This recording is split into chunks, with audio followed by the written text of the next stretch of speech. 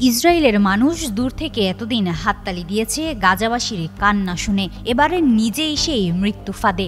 ইরানের মিসাইল বৃষ্টিতে পালানোর পথ খুঁজে পাচ্ছে না ইসরায়েলিরা। বারুদের গন্ধে বন্ধ হয়ে যাচ্ছে নিঃশ্বাস। এমন পরিস্থিতির মধ্যে ইসরায়েলের গুরুত্বপূর্ণ শহর হাইফা খালি করতে বলল ইরান। এই শহরে তাণ্ডব চালাবে তেহরান।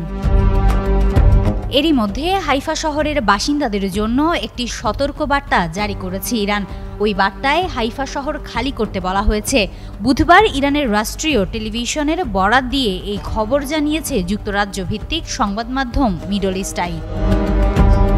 ইরানের রাষ্ট্রীয় টেলিভিশনের বরাতে সংবাদ মাধ্যমটি বলছে, কয়েক মিনিট আগে হাইফায় বসবাসরত জায়নিস্টদের জন্য একটি সতর্কবার্তা জারি করা হয়েছে, যাতে তারা ইরানি ক্ষেপণাস্ত্র হামলা থেকে নিজেদের রক্ষা করতে পারে।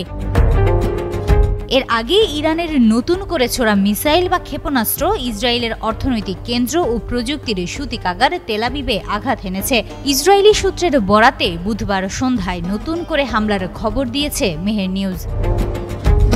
হিমাতুল জান্নাত, যুগান্তর নিউজ।